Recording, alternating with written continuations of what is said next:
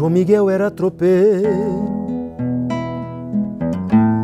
gastou a vida na estrada, levando mula da Chuca, do Rio Grande a Sorocaba. Aprendeu nas arribadas. Tantas e tantas músicas, né, que cruzaram meu caminho e que me ajudaram a me tornar o que eu sou hoje. E uma das primeiras músicas que eu me lembro que eu cantava, que eu ensaiava e que com certeza também me ajudou muito, era a música, acho que é Tropeiro, se eu não me engano, que conta um pouco da história desses tropeiros que ajudaram a construir esses povoados que acabaram depois, né, se transformando em cidades e formando aí o que, né, que a gente é hoje, vamos dizer assim. Bueno, me perdi um pouco, mas depois vocês cortam. O facão sorocabano, levado sem aparato, um chapéu de abaslar, as botas de cano alto. Bueno, eu sou um cantor, um guitarreiro, que canta as coisas aqui da nossa terra, do nosso chão, as coisas que representam esse sentimento gaúcho, digamos assim, sempre falando sobre o que a gente vive, do nosso cotidiano, sobre o campo, sobre o cavalo, sobre os amores gaúchos, vamos dizer assim, as histórias por trás de tudo isso. E... putz, esqueci o que tu me perguntou.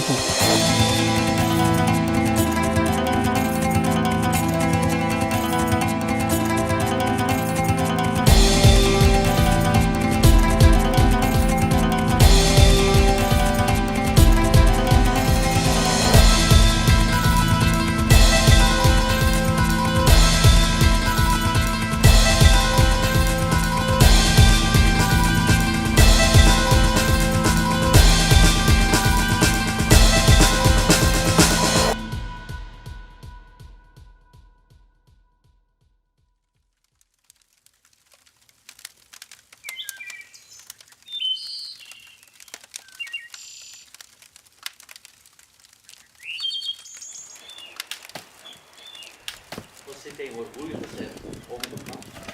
Tenho muito orgulho.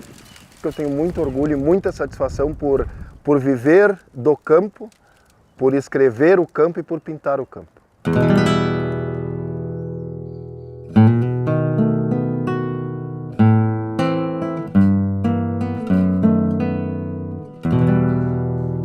Uma vez eu escrevi um verso que chama-se Quando a Bota Encontra o Estribo.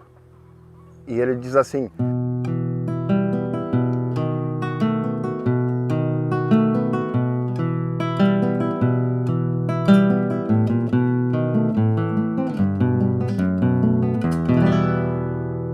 há um mistério guardado nesse ritual sensitivo, quando a bota encontra o estribo e o flete procura a volta. Parece que a alma se solta pelo instante de um silvido que encontra o olhar ativo dos ovelheiros da escolta. E é nessa hora que o campo se deixa ver com clareza, expressando sua beleza, sua verdade e nostalgia, enquanto a barra do dia encontra junto os campeiros que escutam o olhar altivo de um quero-quero em vigília. Mais belo se mostra o mundo aos olhos desse ritual, legado de um ancestral que na história permanece, pois quem tem alma conhece o verdadeiro motivo quando a bota encontra o estribo e o campo em vida floresce. Eu acho que assim eu consigo definir o que é esse sentimento.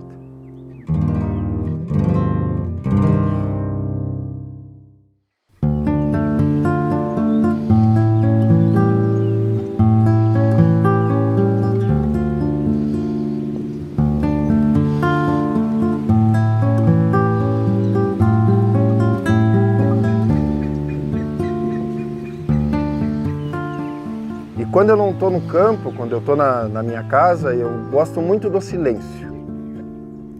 E esse silêncio me serve como fonte de inspiração. É onde eu colho todas as imagens que eu vi durante o meu período de trabalho, seja uma vaca parindo, seja um cavalo correndo, seja uma conversa ao redor do fogo com os colegas de trabalho, com outros campeiros. E eu transporto isso para a minha escrita, eu transporto isso para as imagens que eu pinto, para as gravuras que eu faço.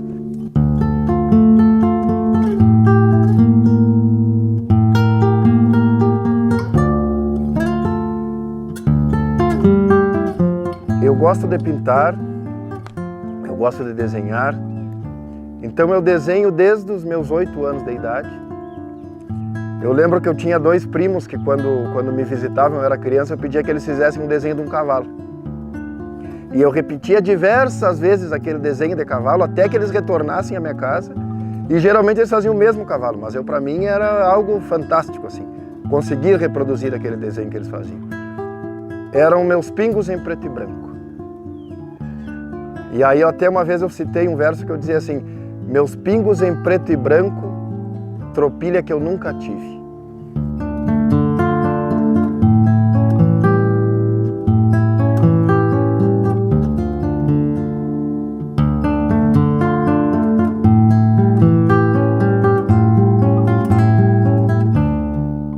E os livros sempre foram meus companheiros, sempre foram meus amigos. Por ser uma criança tímida, com um pouco de dificuldade de relacionamento com as demais, eu comecei a ler muito. Porque eu dizia assim, eu não tenho condições de ter determinadas coisas que um outro amigo tem. Mas eu quero, quando crescer, poder conversar com todo mundo, independente de quem seja, da classe, da condição social, seja quem for, conversar de frente com esta pessoa e ter argumentação para isso. Então eu sempre gostei muito da leitura por conta disso. E como diz aquele ditado que o saber não ocupa espaço, né? Eu me alimento da leitura, eu me alimento das imagens e transponho isso para a minha escrita. Seja ela em texto, seja ela em forma de versos. E nesses versos eu canto o cotidiano das pessoas do campo. Mas não usa muito, obviamente, da linguagem do campo, mas o que eu quero é que a minha poesia seja universal, que ela chegue a uma pessoa que não conhece, que não tem essa intimidade com o campo, mas de uma forma com que eu consiga com que ela se transponha dentro do poema para esse ambiente.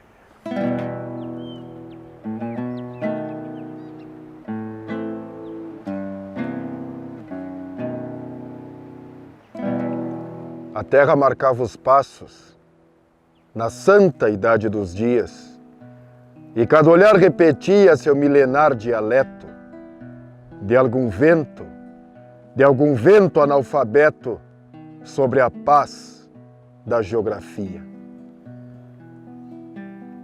Nas marcas de meias luas, sobre a idade dos relatos, marcando cada compasso das preces, das orações, do tempo dos corações, junto à poeira dos cascos.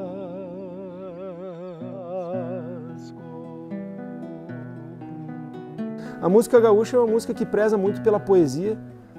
A música gaúcha ela é composta de grandes parcerias, muitas parcerias, assim, como, né, todas as músicas.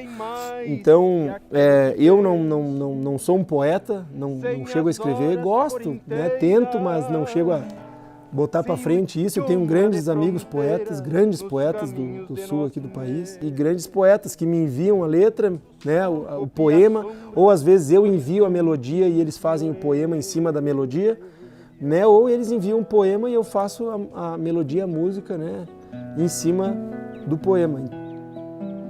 Mais que um ser a cavalo, mais que um sentir por profundo, tempo maior que um segundo, pra quem escolheu andar na vida que é seu lugar, encilhando o próprio mundo.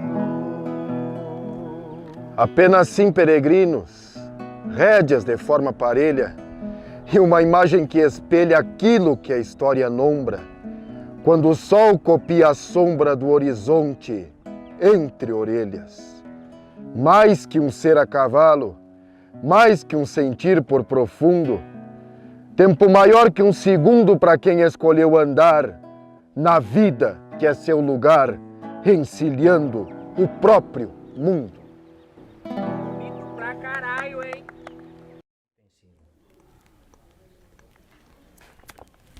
Desde guri eu gosto de andar pelos galpão e admirando as coisas lindas que tem dentro de um galpão.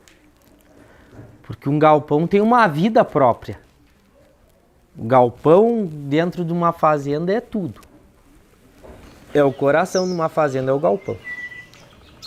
E tu anda nos galpão assim, tu olha os arreios dos homens mais antigos, tu olha aqueles preparos, as cordas desses homens assim. Aquilo é a coisa mais linda, o capricho que tem aquilo. Eu devia ter, na época, uns 12, 13 anos de idade. Eu levei uma surra do meu avô, Assi Wolf da Silva. Que a saudade que eu tenho desse homem até hoje é um troço que me dói no coração, mas eu sei que São Francisco tá com ele lá, cuidando da tropa dele lá em cima. Esse homem, que era meu avô, que é meu avô, ele tinha um preparo trançado de 12. E eu olhava aquilo e achava a coisa mais linda e indo na casa dos outros, via alguém fazer alguma coisa, eu pensava comigo que um dia eu ia fazer alguma coisa parecida. E aí uma feita eu peguei essas cordas do meu avô e guri, né? A cabeça é um purungo, só chacoalha a semente, né? Peguei e desmanchei essas cordas do meu avô. Desmanchei pra mim. Eu olhei aquilo e pensei, né? Eu digo, não, se eu desmanchar, eu vejo como é que é feito. E desmanchei. Desmanchei essas cordas. Mas levei uma surra. Quando o velho chegou no galpão, que viu aquelas cordas dele daquele estado. Mas me deu uma surra. Não foi xanga, foi uma surra mesmo. E dali uns tempos ele chegou no galpão, eu tinha refeito todas as cordas dele. Do mesmo jeito que era. E desde então eu procurei aprender, a buscar o conhecimento de saber que tudo se aproveita. Não é o couro que vai fora. Então comecei a buscar conhecimento, aperfeiçoar o que aprendia. E tem um grande amigo meu, que eu tenho o maior orgulho de dizer que é meu amigo, que foi dos maiores incentivadores de eu ter trabalhado com couro, como eu trabalho hoje em dia. Meu amigo Rogério, que para mim é um irmão que a vida me deu, um homem gaúcho. Ele me ensinou basicamente tudo que eu sei. Deus que me deu essa alegria de ser meu amigo. E é um guasqueiro mesmo assim, fantástico. Então esse cara eu me espelho muito no serviço dele, no trabalho dele com couro. E ele sempre me ensinou muita coisa. E então esses foram os motivos de eu trabalhar com couro. Afinal de contas não é só o cavalo. Tem o arreio, tem as ferramentas que a gente usa, né? O soldado não vai para guerra sem arma, né? Eu no campo sou um soldado e preciso dessas armas. Se tu não tem uma ferramenta certa, tu não faz o serviço bem feito, né? Se tu não tem um arreio bem feito, se tu não tem um arreio bem bom, tu não vai ter um cavalo bem bom também. Porque o serviço desgasta. Desgasta a corda, desgasta o homem, desgasta o cavalo. Então, para tudo tem que ter um começo, um meio e, se Deus quiser, um fim bem longe, né? Bota na água essa madrinha, madrinheiro, que a tropa vai seguindo enfileirada. Vou na balsa segurando meu cargueiro, com as bruacas de paçoca bem socada. Bota na água essa madrinha, madrinheiro, que a tropa vai seguindo enfileirada. Vou na balsa segurando meu cargueiro, com as bruacas de paçoca bem socada. Maria... E bueno, espero morrer cantando, morrer guitarreando. E Maria foi plantada lá no alto da coxilha.